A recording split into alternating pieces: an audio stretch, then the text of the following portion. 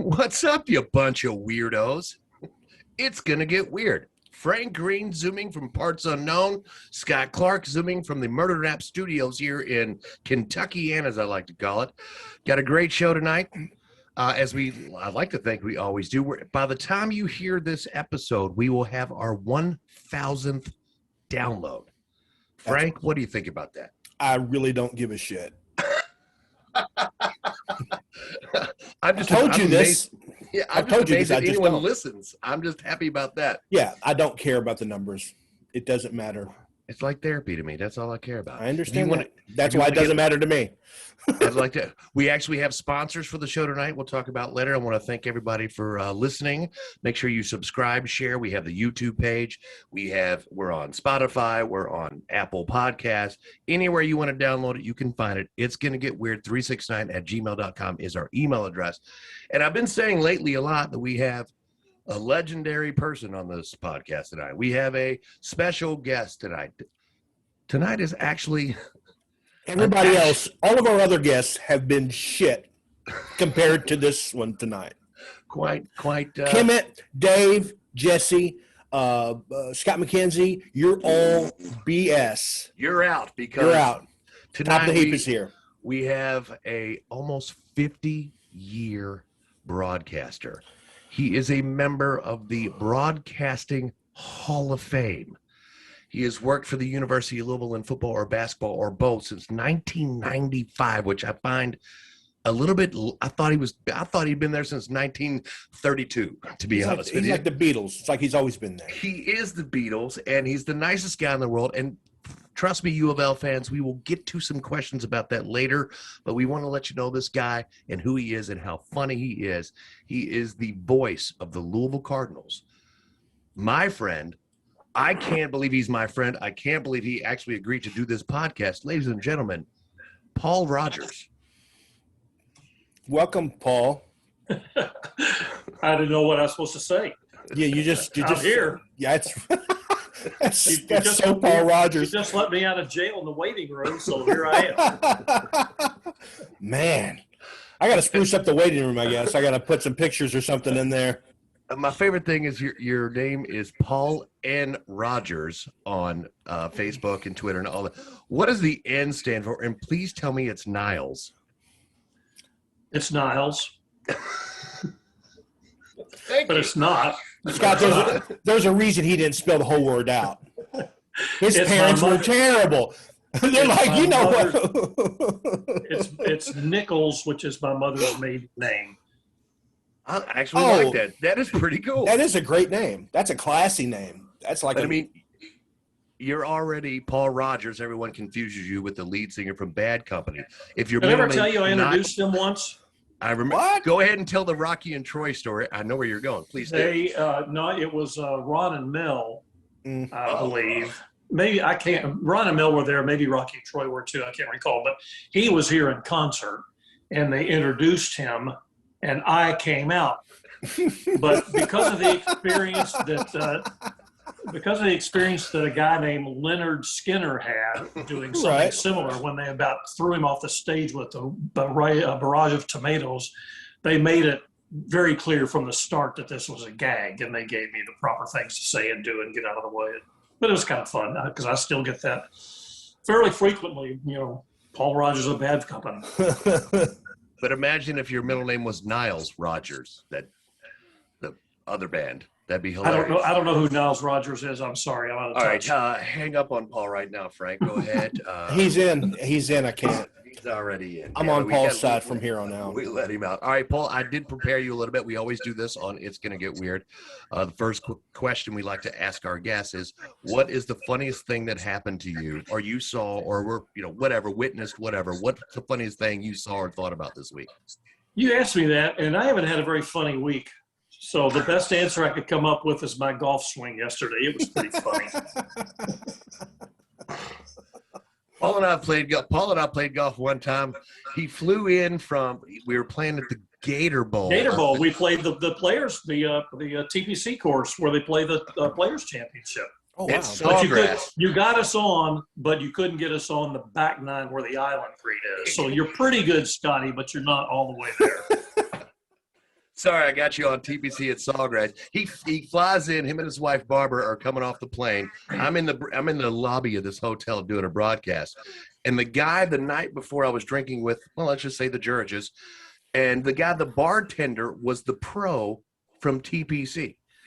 And he's like, you want to play golf tomorrow? I'm like, man, I'm doing a broadcast. I really only have like an hour. I don't have any clubs. He goes, no, you want to play? Tell me what time. I'll send someone to pick you up. And I'm like, I didn't know who he was. So I'm trying to be nice. Thought this guy, no, first of all, I don't have any money. Second of all, I don't have any shoes. I don't have any balls. And the guy was like, what part of what time do you want to play? And Paul comes in as I'm finishing my broadcast. And I said, hey, man, you want to go play the TPC? He's like, what time? I'm like, 17 minutes. He's like, I don't think Barbara wants to do that. We just got here. He comes back 2 minutes later and goes, Barbara wants to go shopping. What time we playing TPC? and I probably was the worst round both of us have ever played together. Yeah, we barely beat daylight, didn't we? Or we racing darkness. We kind of rushed around and half-assed it, but it was fun. Yeah, it was fun. It was fun. Funniest things are now some people that don't know, and I've already talked about that coming in as the intro. People don't know how funny you actually are. I guess I don't either. Well, I don't want to. I could tell 17 stories. Hey, whose phone's ringing? Come on, that's not right. It's my phone. Go away. All right. One of the things. Who made you funny? I think someone has someone in their family that gave them their sense of humor. You're a funny guy, and a lot of people don't know that. I don't know because my wife keeps telling me I'm not funny. But that's usually how it goes, man. Yeah, they just. But I just don't think they appreciate my sense of humor like Scott here does. They don't spend as much time with you. We don't. Maybe this is a misconnection between you two. The funniest person in my family that I can think of was an uncle I had who was actually a Baptist minister. But he was a very funny man and a great storyteller. Mm-hmm. No, Baptists don't do that, Scott. That's right. I forgot. I'm sorry.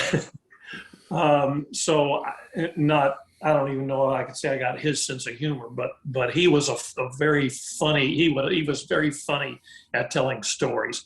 Well, we had a lot of humor in our family, but we weren't a bunch of cut-ups or joke tellers. We had a happy family. But you knew when somebody could tell a story and, turn a joke and something like that. You knew who the people in the family were that would. Yeah. And you try to take a little bit of that into your fold as you move along. Maybe. Yeah. I mean, I'm not arguing. Maybe, I never thought about that. That may be the case. I think that's kind of if we don't have examples of people with a sense of humor or a way with words, I kind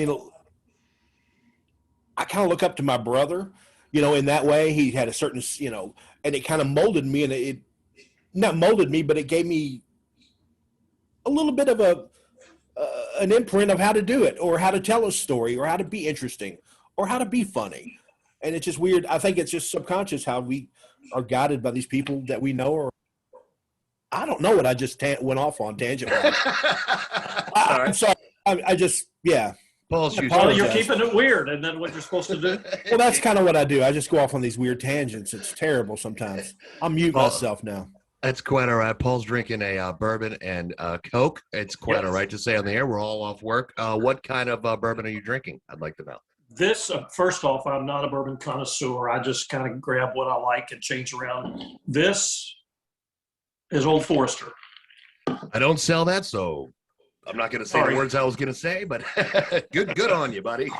Let me ask you this, because Frank and the comedy that I've been doing in the well, I really haven't done any lately, but when I was doing comedy, Frank and I've been writing a lot of comedy. We're comedy connoisseurs more than you are a bourbon connoisseur, but we're huge comedy fans, and we've studied comedy, and we go way back.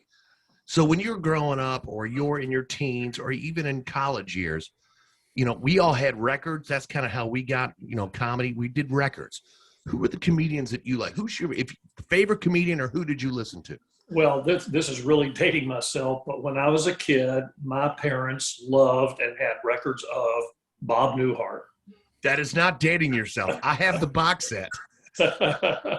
He obviously is, anyone who knows him knows, had a very, dry wit and sense of humor.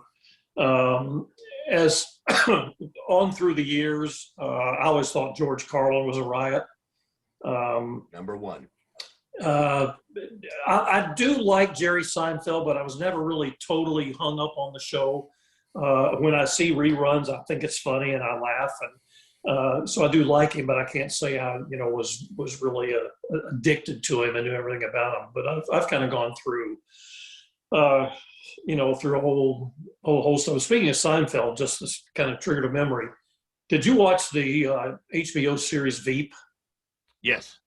That show, I used to just laugh hysterically at that show, and Julia Louis-Dreyfus was the most hilarious, vulgar person I've ever seen on a TV show. But I just thought that show was hilariously funny. Who plays her assistant? Is it Tony Hale? Is that his name? The guy that plays her assistant, the tall guy that's on Yeah, I know who you mean. Arrested Development? I don't know what else he's on, but he is the whole cast of that. The guy, Gary Cole, who's now in Mixed-ish and is very funny. Everyone on that show was just a scream. That was a very, very funny show. Now, Frank doesn't know this, but I know this because him and his broadcasting partner, Craig Swalback, are huge fans of Curb Your Enthusiasm, yes. which I've just gotten into. You are the least likely Larry David guy in the world, but if you could think of one thing that Larry David did that just killed you, that you could say on air, I guess, what would it be? Everything. It's a lot because he especially, I know this is for you, Paul, anything that where he gets into the racial thing accidentally. And he just compounds it over and over, which drives my wife crazy. She cannot stand Curb Your Enthusiasm because she can't stand people who keep getting themselves into trouble and just cause their own demise. And she gets so frustrated, it drives her crazy. But yeah, Craig and I, oh gosh, we just used to go nuts talking, recounting episodes of Curb Your Enthusiasm. It's one of those shows that make you uncomfortable, and that's the part that's the funniest. I did an interview. I should say when I was still on the on WHAS in the mornings. Tony Cruz was doing an interview with the woman that played Larry's wife. I can't think of her name all of a sudden. His actual wife. That played his wife in Curb Your Enthusiasm. Cheryl something. Cheryl something. And I heard Tony was doing this, and I said, I want to come in on this because I love this show and I want to talk about it. And that's one of the things I asked her. Because that whole show is pretty much ad-libbed. I mean, they kind of have a basic scenario and they run with it. And they used to talk about things that would just embarrass me, sexual experiences and things. And I said, how do you do that? And she just said, I don't, we're just playing. We're just rolling with it, going along. But I used to cringe watching some of that stuff, but laughing at the same time. Your son, he has a great penis. He has a nice penis. Kid, he'll make somebody very happy one day. I washed my hands. I washed my hands. It's like, it gets so gross. What's his? We love to watch people squirm. What's his? The guy on the show, the comedian, the black guy. I didn't want to say those words. Where every other word is F. It's not Tony. No. JB Smoove. JB Smoove. Oh man, it kills me. Anything he does just makes me smile. Now let me tell you, you have plenty of questions. We can go on because I got a very serious question next. But that's also real quickly where I first saw Wanda Sykes too. Oh come on! Have you ever seen Pootie Tang, Paul? No. It's written by Dave Chappelle and Louis C.K. and it is starring Chris Rock and a guy you've never heard of. It's the worst movie. If you want to make Barbara feel uncomfortable, rent Pootie Tang. Yeah, it's all those comedians 25 years ago. It's actually very funny. Now, here's my story that I got to make sure that's on the air before we go any further. There was one this kind of when people ask me, what's Paul Rogers like? Because people don't understand, Paul's a Hall of Fame broadcaster. He's been the voice of the Cardinals for forever, basically. And so people get starstruck with you. And I was at first, too, until I got to know you. And then I realized you're drinking bourbon and Coke. And I think we got a little bit close. So there's one time, when Paul does, especially at football games or basketball games, and people go, at work, they go, Scott Clark, the voice of the Louisville. I'm like, no. I was the guy that pushed the button to turn on the voice for the Louisville Cardinals. I think I know what you're going to tell. I know you're going to tell. I know you know what I'm going to tell. So Paul gets excited. He's like, and down the stretch they come, or he starts screaming, or and a touchdown. And he would. And so once after a couple, maybe a year or two, I didn't get in trouble, but they were going, he's overmodulating. Can you turn him down? I was like, it's kind of tough to know when he's going to start screaming to turn him down until he starts screaming. So there was one game, we're getting ready, and we're at the football stadium, and Paul, it's just me and Paul, and I get everything set up, and he's getting himself set up and all that stuff. And I was like, hey, Paul, do me a favor, scream at me. And he started yelling in the mic. He's like, no, Paul, scream at me. And he yelled a little bit more. I was like, no, Paul, I really want you to get into it. And he literally went, I'm not going to say the words that he said, but he's like, Scott Clark, you stupid, you son of a, and the two guys from ESPN that were doing their cameras in front of us just turned around like, holy, what the hell is going on? And Paul and I are dying laughing because they had no idea what was going on. He literally went on a tirade like, hey, if anyone was in the stadium, they heard what he was saying. And that's when I knew. All that pent-up frustration just came out, Scott. It felt, yeah, I don't know. When he told me that story, I thought maybe Scott just saw it that way. Maybe it was real. Could have been. It was absolutely Only real. Paul knows. I was lashing out for the time Doug or me and I was trying to beat down your door because we thought you were dead in your room. That was Syracuse. Was that Syracuse? I think it was No, Syracuse. it was in Indianapolis before a Purdue game. I overslept, and they thought I was dead. They were concerned. Couldn't wake him. Pounding on the door. We couldn't wake him up. I got all the equipment. They can't even go on the air. I do remember that. Yeah, it was like the first NCAA tournament we did, right? We We were playing Purdue Yeah, it was like a December. It was an early non-conference game in December up in Indy. It was a doubleheader they had, and Louisville played Purdue. I forget what the other game was. What a memory you've got. I was getting ready to say that. I made the first game. What's your problem? Now, listen, Frank and I have talked a lot on It's Going to Get Weird about cancel culture, and I don't want to get too serious in things or to get too deep into that. But as a broadcaster, does that even come into your head when you're doing broadcasts and say things that you used to say years ago that you can't say now? Does that cancel culture thing even come into your brain? Do you worry about it, or you just kind of do what you do? I think we're all aware that you have to be careful what you say nowadays. Yeah. I can't give you a specific example, but just to kind of give you a pretty basic and non-offensive, I guess, example, I was listening some time ago to a football broadcast from back in the early 90s. And Tony Cruz actually was on the sidelines. The Cruz man. And we went to Tony to get an injury update. And what he said was, oh, he just got his bell rung. He'll be okay. He'll be back soon. Well, we all know now you don't get your bell rung. That's boom, concussions, protocol, right. everything and everything. People just don't want to know how the sausage is made. It's really basically it. But that's just an example of how sensitive or more in tune we've come to things that are proper. That you don't discard and take lightly. When a guy has a potential head injury and quote gets his bell wrong, that's not something you shake off and you go right back in. The neurologist, the doctors, everybody take a close look at that. But I think you probably had maybe more racially type things in mind. But that's an example of how still a great example. We've evolved and changed and have to be aware of the way things are now. But how do we skirt around the issue, which is the people getting their bells rung for real anyway? How do we get upset about saying he got his bell rung when we're avoiding the bigger issue of why are these guys out there beating their heads against each other, and why are we allowing it to happen? Why are guys going insane because they bashed their brains out? Apparently, you're not a football fan. I am a football fan. I've gone to football games with him all the time. But it's still there. Are we going to be correct about what we say instead of doing something about this, what the bell ringing is. You know, I don't know. It's nobody wants to approach that with football. Nobody's going to successfully approach it with football.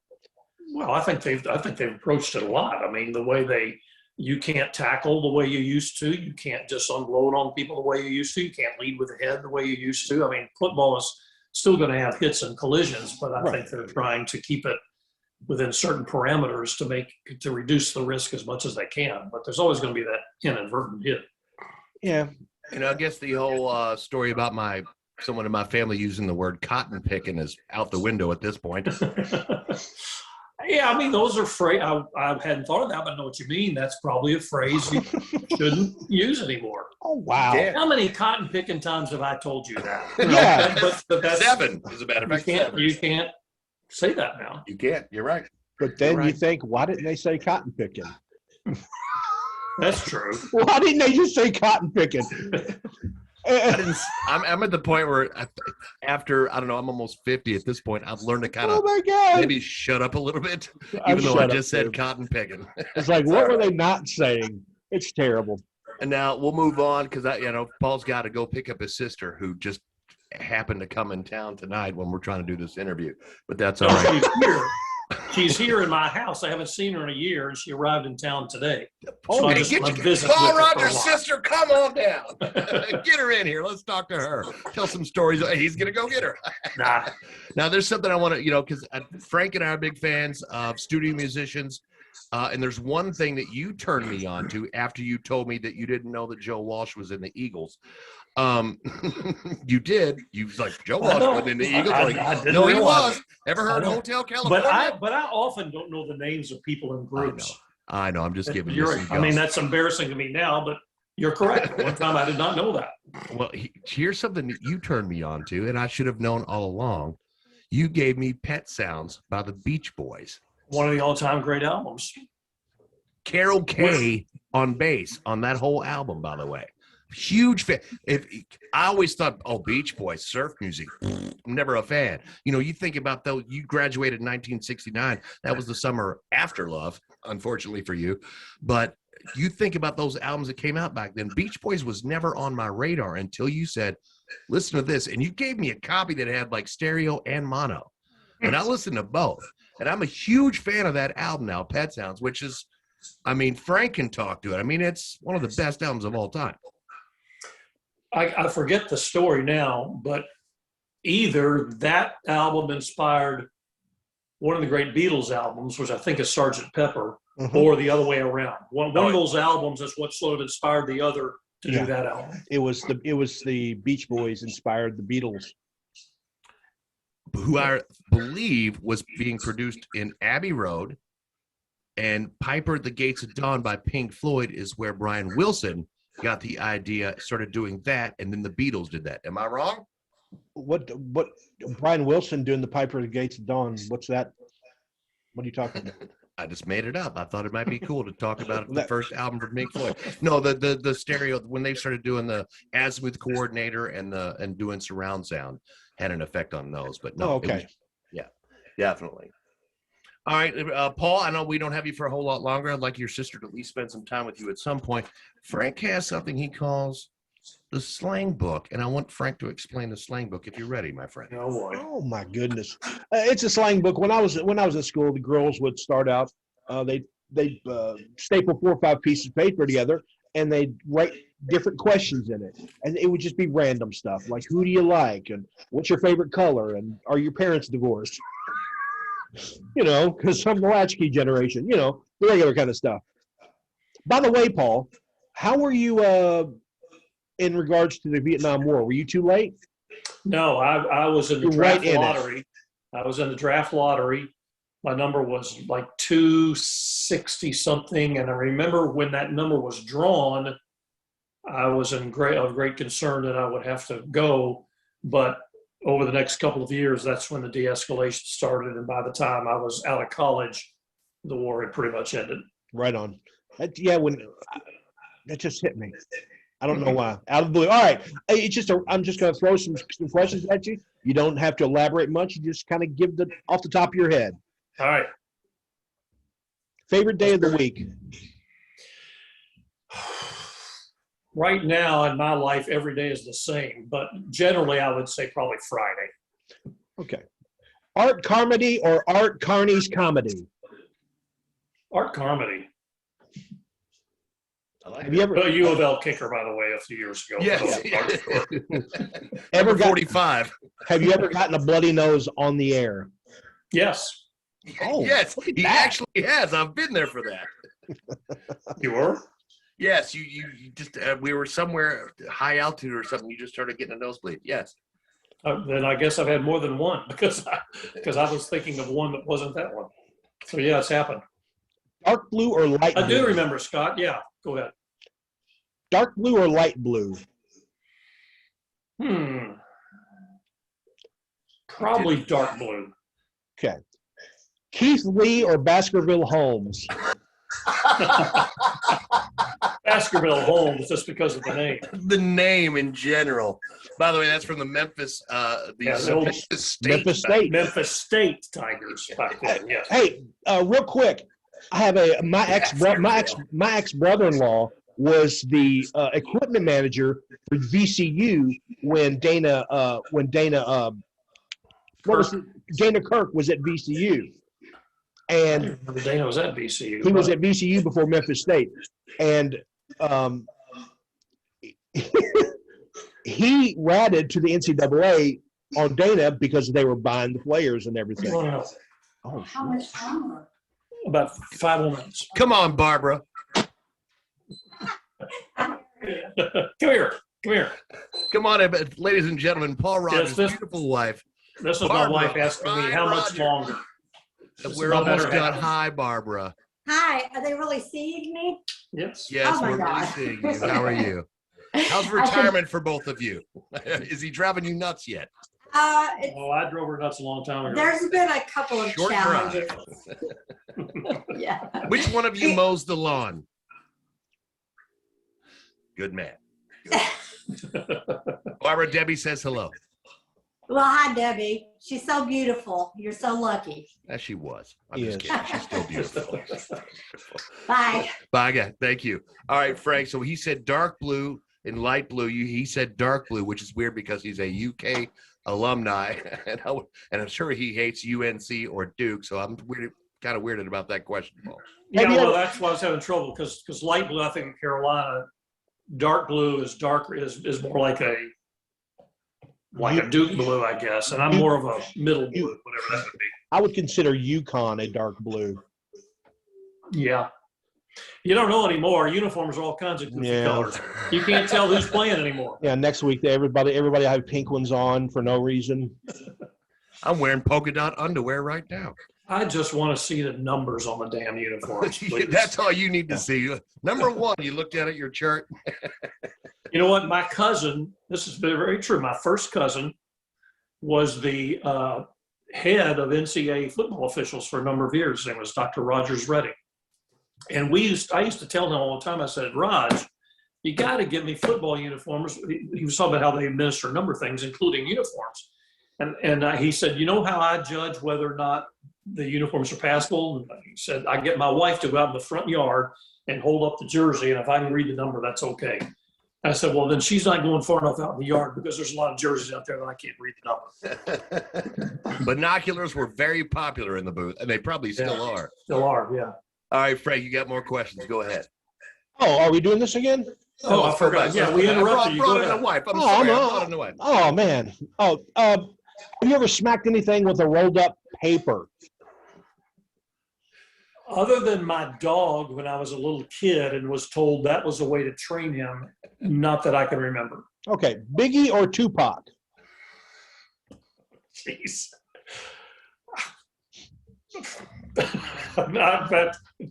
I don't You know who either one of those things are. No, I know what Tupac is. Biggie, I sort of know who it is. Okay, Which which one? is it? You got to Tupac. pick one. All right, there you go. Tupac. Is there a guy in every profession who is known to have the worst farts of the bunch? The worst what? Farts of the Oh. bunch. Is there one Right. guy in every staff that you go, you stay away from Billa if you know what's good for you?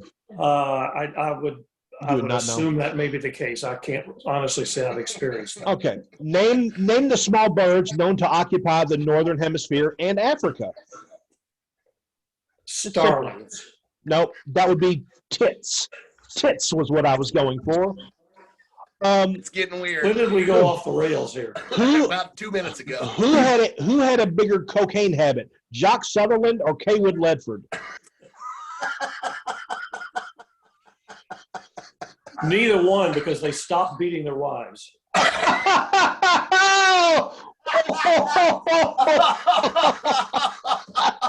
I told Oh! you guys he was funny. Oh! And Paul, that was good. And Paul, I'm gonna wrap this up with a serious one. What's the greatest sports moment that you have witnessed in your time? It would have to be the unofficial NCAA basketball championship by the Cardinals. I agree. I tell you, I can't imagine what it was like there seeing it, but it means a lot to me. I was watching it with my mother, who she had cancer, and she was, kind of going down gradually. And when he lobbed that ball, and Montrez was like 200 feet above the rim, it seemed like, and I jumped up and I scraped my knuckles on the ceiling. And she started to clap, and I was like, holy shit, we're going to win this game. It was like instantaneous.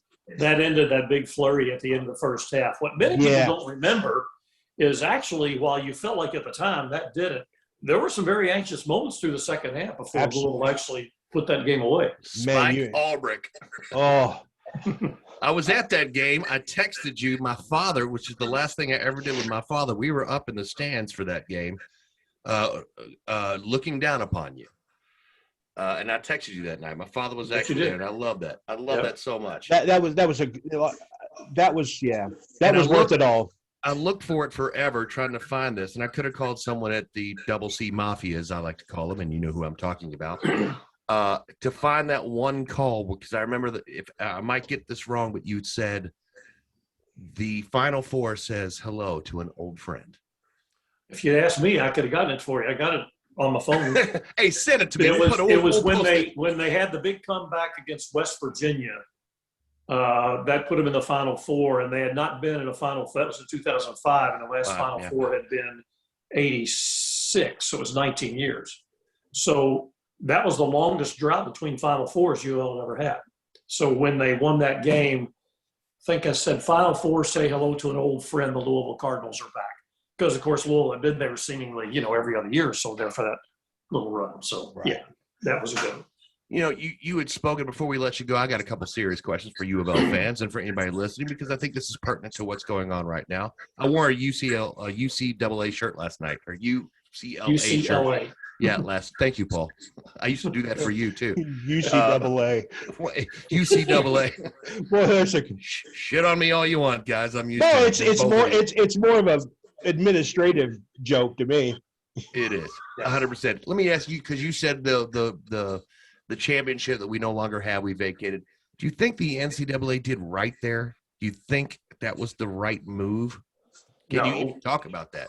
I can. I don't think it was the right move. I just think, oh God, you're opening up a whole huge can of worms here. But I just think what allegedly what did happen to some extent, and all the things they allege happened, really had no bearing on them winning that championship. I just think and I think vacating is kind of ridiculous. People were there. People saw it. They know what happened. Right. So, no, I don't think they should have vacated the championship. But obviously, we're all pretty prejudiced on that deal. I think an asterisk would have been just fine. Yeah. Just ask Barry Bonds. Fine. What impact, I know what he had on the program, but what impact did Howard Schnellenberger, who recently passed away, have on you? Not the program. What impact did he have on you? I'll tell you how much of an impact he had on me. To this day, almost every game, something happens that a Schnellenbergerism pops into my head. Something he would have said about that situation. He was one of a kind. I was so sad to hear of his passing, and was very fond of the man. He was, from a personal standpoint, he was great to work with. I was telling somebody this the other day. I bet over his time here, I did, I don't know, 200, 300 interviews with Howard, and not one time did he ever blow it off. He always gave you thoughtful, insightful answers. Was funnier, I think, than Yes. most people think. Kind of like what you say about me, I guess. But Howard had a really cool sense of humor. But a hell of a coach, and what he did everywhere he went, based with what he had to work with to start and where he got those programs, whether it was Miami, whether it was Louisville, whether it was Florida Atlantic, I always get Florida Atlantic and Florida International mixed up. Florida Atlantic, where he went. Terrific coach, terrific guy, and thought the world of him. I thought it was funny that he was at the Colts and he was at the Dolphins before all that. And I always think about that and I go, that's the worst Good Friday ever. Horses and dolphins. Terrible for Lent.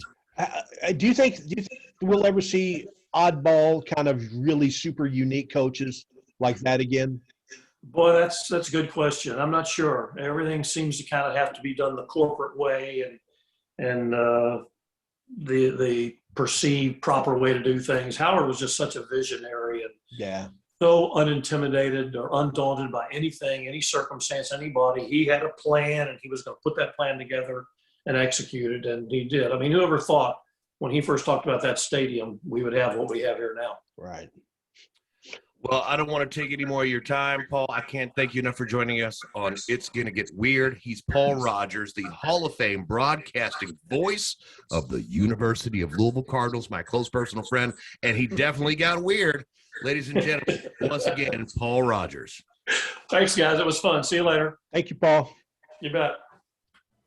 And we're back, folks. Now I want to thank our first sponsor, Mark Jackson, the Metal Forge podcast. If you want to sponsor our show, by the way, first of all, thank you, Mark Jackson, Metal Forge. What do you think, Frank? I don't think it's Mark Jackson Metal Forge. I think it's Mark Jackson's Metal Forge project. Well, Mark Jackson, didn't he play for the Knicks? Mark Jackson. Don't mess with Mark Jackson. I'm not at all. Metal Forge podcast. You can get that anywhere you get podcasts. It's great. He's a fun guy, and I want to thank him for being our podcast partner is the easiest way to say it. If you'd like to be our partner, or you'd like to sponsor anything on the show or put your spot on here, we'll make them for you. It's going to get weird 369@gmail.com. We're available on Twitter @GetWeirdPC. You can find us anywhere on Facebook where It's Going to Get Weird on Facebook. You can find Frank and I anywhere you want to. And I want to say a special thanks to our guest tonight, Paul Rogers, man. And Yeah, perfect. I try to tell people all the time how funny he is and how fun. I mean, he got his wife on the damn show. Hey, honey, get in here. I was going to say something else. Hey, get in here. No, his wife and my wife spent basically a day together or weekend together at the Orange Bowl because him and I are doing. Saucy. It was quite. They were in Miami Beach. They were getting jiggy with it. They were getting jiggy with the Latinos. You said that. I did not. All those Puerto Rican guys hanging around the cabana that day. Cubano. So I bought a new towel with my dick underneath it, eh? Do you know what I mean, man? Do you know what I mean? Do you know what I mean? They ended up hanging out together, and it was a porn. A porn. You said it was a porn? You said it was a porn? Don't say that about Paul Rogers' wife. You said it about your wife. That's fine. That's fine. You said it. It No, actually it was- says it's a porn. It was And when you pouring listen down to raining. it, when I go back and process this, I'm going to loop that. It's porn. Porn. It's porn. Porn. It was It's porn. porn. It was porn. It was porn. That's not going to get me in trouble at all. Anyway, she's awesome. Her and my wife spent the day together while Paul and I were doing the Orange Bowl. And Orange Bowl porn was a whole nother story, by the way. Hot Orange Bowl talk. Hot meme talk. Now, something that we didn't get to say that we normally do at the beginning of the show, and we let Paul do his story, and we normally tell her, what's the funniest thing you saw this week? Or whatever happened. What's the funniest thing that happened this week that you can think of? I've been so zoned out. I don't know. I don't have anything funny. Nothing. Well, when I came up with the joke that no one laughed at with the dolphins and horses, worst Good Friday ever, I thought I'd get more reaction out of that. I didn't quite understand it. I think it was above my pay grade. Very well. Most of my stuff is above anyone's pay grade. But that's what I'm not asking. successful. I didn't get it. That's what it is. I think I meant to say horses and mammals. Hey, this episode of It's Gonna Get Weird brought to you by Horses and Mammals. Worst Good Friday ever. Thank you, Jeff Cesario. Hope you'll be on the show soon. This is sponsored by Lent. I don't get it. I still don't get the joke. Where's the funny in You're it? supposed to eat fish, and Howard Schnellenberger was originally the coach for the assistant coach for the Colts and the Dolphins with Shula. And I just, off the top of my head, I thought, okay, Colts, horses, dolphins, mammals. You got to eat fish on Friday.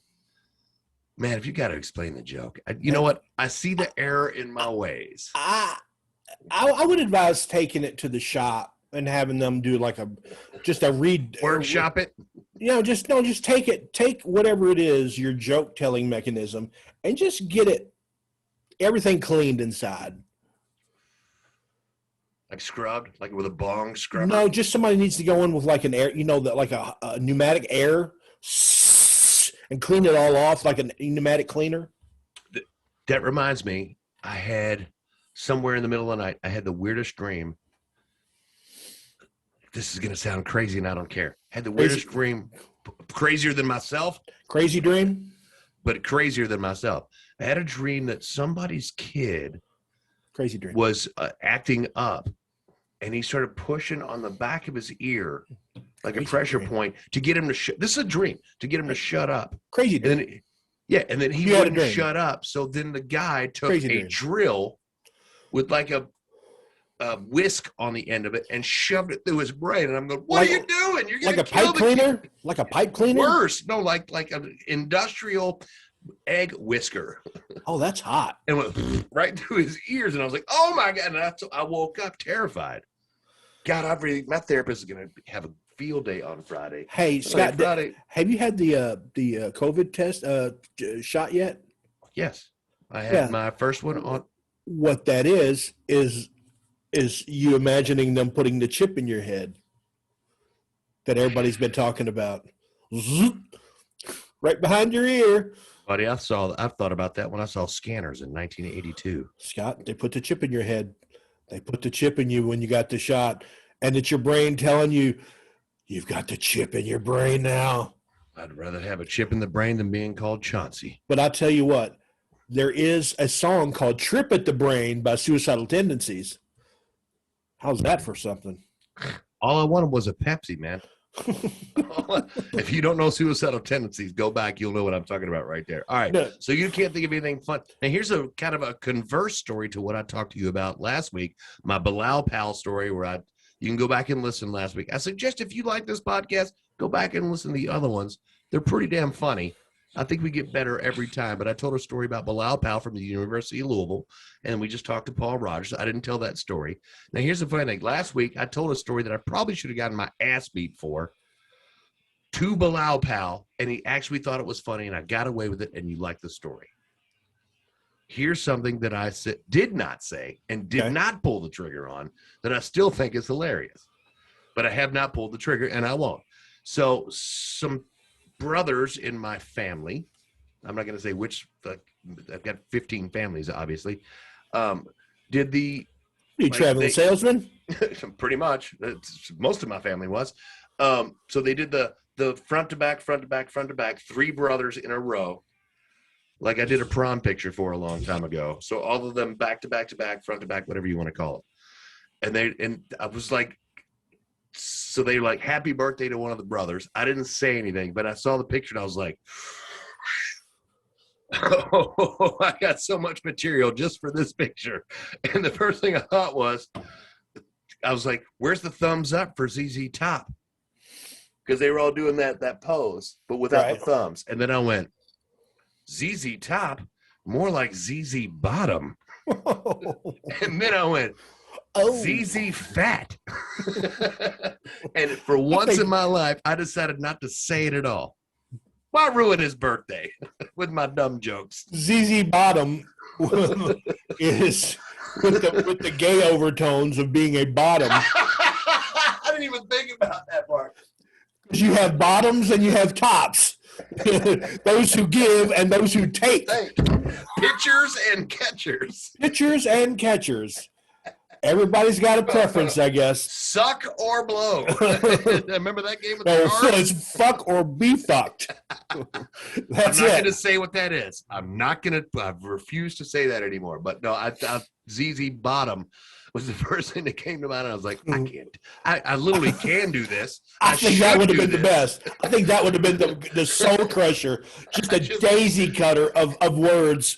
Poof! It's like a hydrogen bomb. Some little infinity stone inside of my heart Kept came you out. alive. It said, Come on, No. Papa. Papa, it was one of your dogs. Papa, please don't kill us. That joke's going to kill us, professionally and personally. tell us when you ate the government cheese. Papa, tell us when you threw it all away on the family joke. I saw that. Was it Hollywood Express? The thing that Eddie Murphy produced 20-something years ago. It was like he was trying to do his Rodney Dangerfield thing, but Eddie Murphy. And it was Arsenio Hall, Robert Townsend, Chris Rock, Right. Paul Mooney, I think, was on that. I want to say it's called Hollywood Express. And it's funny to watch Chris Rock.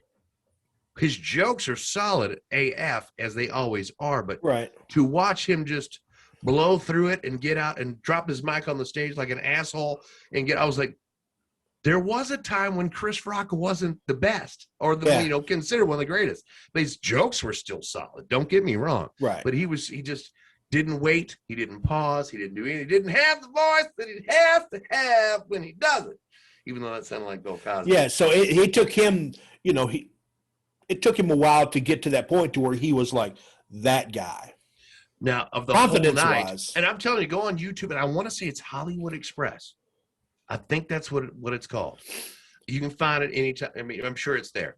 Now, I'll tell you the one person who was skilled, holding the mic, pausing, being hilarious, the last guy that you would expect, Arsenio Hall. Yeah. He crushed that show. I mean, he's going up against Chris Rock, Paul Mooney, Robert Townsend, who had been doing stand-up longer than probably Arsenio at the Right. time. Arsenio was badass. There's no other way to say it. Arsenio Hall. I know people go, oh, dog pound. Right. Arsenio was a stand-up and fun. There's a reason that him and Eddie Murphy are best friends. I mean, there was a reason he was in Amazon Women on the Moon.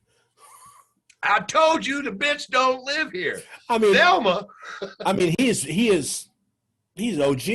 I mean, he really is. I know the skit you're talking about from the movie, and I actually just quoted the line from a movie that I would say 2 people listening to this right now know Amazon Women on the Moon. I know the Arsenio bit. I know what he called the girl that called him. They kept asking for Thelma, and the bitch All right. don't live here. She don't. All right. And yeah. Did you know that Paul Mooney had sex with Richard Pryor's son? Well, I was not expecting that question, so my answer is no. I watched a video of one of their friends. I can't remember who it was. Said he got, he really pissed him off. I mean, because he and Paul were friends for a long Yes. time, and Yeah, obviously Paul was not so closeted gay. I did not know that. Oh yeah, he was. I mean, if you watch like the Richard Pryor roast, Oh, no, when- I see it, I mean, you but I see never it, thought it. right? But when Richard introduces him, he goes, "Down here is Paul Mooney, or as we call him, Miss Thing," and the whole place just busts up. I mean, it just outs him right there on the stage, and everybody, and he just kept on peppering. Anyway, he was, but they were kind of he wrote for Richard Pryor. I wrote for everybody. Right. But mainly Richard, though. You're right. Right. What's funny? I never put 2 and 2 together. Never thought about But it. he had sex with Richard's son. And was Richard, I would hope it was consensual, and his son was Yeah, gay. I don't think it was rape. I mean, but what would you do if you were Richard Pryor? If I was Richard Pryor, I'd whoop his ass. If you were Richard Pryor and I came to your house and I was your writing partner for our whole professional life, and then once your son or daughter got to legal age, I fucked them. I would probably say, now I got to cut you. Right. I mean, then, I don't care who it is. You Right. just don't do that. I know what That- you're saying. yeah. So Gay, that's straight, doesn't matter. You're my partner. We've been together this long. You're going to have sex with one of my children. But you're just not. Yeah, that's not going to do Hey, it. but hang on. Let's be honest. What if there was a relationship and the guy, I can't really get into, he might have liked Paul. It doesn't matter that Paul did that to Richard. I get that. It's Paul's issue, not Richard's or Yeah. John's issue. We're not going that part. I don't want anybody to think we're skating any issue for damn sure, but I just want to make it clear that no, we get it. We're just talking about, your writing partner did this with someone in your family, and you just don't do that. It's like Right. sleeping with your best friend's girlfriend or It's- your boyfriend's boyfriend. It doesn't matter. We're not those type of people, as far as you know. Yeah, Richard had a hit. Richard Pryor wanted a hit on Paul Mooney for violating his young son. This is Pryor's bodyguard. Yeah, I'll send you the link So he was going to put a hit out on his. on Paul Mooney. I mean, you're talking about a guy that shot the tires off of a Mercedes. Bitch ain't gonna leave me now. Oh, sir. If she is, she's walking. I mean, it's not like he was the straightest thinker of all time. No, I'm going to use this ether and burn myself. Hey, you can never be too high. You know that. Well, no, technically you can. I've tried. I've tried many times. You can only be so high. I disagree with you. I don't know. You know what? I take that back. There's a lot of things I haven't done that I'm not going to do. So I really don't know. I don't know what you're talking about. There's one thing I wanted to ask Paul that I never really got to ask him. I guess I'll just ask you because as we're closing out the show, we're getting to that time. Ask me like I'm him. Like all I'm right, his Paul. wife. Well, I mean, they're two weird questions. All right, I already know what the first answer you're going to say is. Who's your favorite NFL player of all time? I can literally write it. I can write it right here, and hold it up, and you're going to answer. Well, that's backwards. Hang on, let me do it backwards. I don't know how to write backwards. You've always said this was your favorite player. It looks like S3, 52. I have no idea. At Buckus, you always said, or 51. He was 51, I think. 51. You always said that was your favorite. Because I didn't want to go too far deep into, think about asking, even you or me, who's your favorite University of Louisville basketball player of all time? I can't answer that. Russ Smith. Is your favorite of all time? Right off the top of your head. Just what he represents and the effort he gave, and he was the underdog, and he was the engine, he was the spark for that team. You're not going to have, I actually have met Russ and hung out with Russ more than once over those years. And I might ask him to be on the podcast. He's probably going to tell me no, but I'm going to definitely ask Russie. I love Russ Diculus. He is amazing. And for me to answer that, I love him. I love Peyton. Preston Knowles and I used to hang out on buses and team things all the time. He would, they always did this weird thing at halftime, right? Or I'm sorry, after they would do warm-ups and they had to go back before the game, they would all take shots from half court. And Preston would walk over and hand me a ball and hand Paul a ball. And we would shoot from behind the broadcast booth and try to hit it until we broke someone's camera. And then we were asked not to do that anymore. But he used to do it all the time. And you Purvis, Derek Smith and I became friends outside of Louisville. It's hard. It's something I can't answer. And all right, who's your favorite NBA basketball player? I don't have one. I don't watch NBA. I don't have any skin in anybody's game. I know. If I had to pick one, it would be Magic Johnson. That's me. But I was going to ask Paul, the impossible question. Who's your favorite football player? Ron Artest. The way he punches people in the face. Man, it's a mega, what is it? Meta piece worldwide. Yeah, my favorite was Mahmoud Abdul Rauf. Hey, Chris Jackson, wasn't it? It was Chris Jackson from LSU. Yeah. His mama named him Chris. I'm going to call him Chris. I can't believe I got that name off the top of my head. Mahmoud Abdul Rauf. What was it in Soul Man? This is my friend Kareem Abdul Ali. If that movie's not canceled, nothing is. Yeah. All right. All right, folks. Thanks again. It's gonna get. Oh, you just sent me the link. Thank you, Frank. It's gonna No, get thank you. weird. 369gmail.com. It is gonna get weird. We're gonna do this again. We're gonna have guests. Email us. Find us guests. You want to be a guest? Email us. We've only had one single email now. It's gonna get weird. 369@gmail.com. We're available on Facebook. We're available on Post it on Facebook. Post it on Yeah. our Facebook page. whatever. Just get involved. You know, you guys are listening. We want to hear from you. Whatever you want us to do, things you like, things you don't like. Subscribe, listen, Or leave don't. a comment, or don't. And get the fuck out. Get out. Hey, too bad we can't stay, baby. Don't let the door hit you where the good Lord split you. Hey, it's beautiful in here. There's a great neighborhood, and the house is nice, and I hear the birds chirping outside. Get out. Too bad we can't stay, baby. It's going to get weird. 369, Frank Green, Scott Clark. Find us wherever you find digital platforms, social media. We're all there. You can't beat it. And make sure you go to our YouTube page and make sure you subscribe there because everything is now on video. It's going to get weird. 369gmail.com. Frank Green, Scott Clark. Make sure to go to our web store where you can buy our T-shirts that are blank. It's going to get blurred. Gosh. All right. Bye.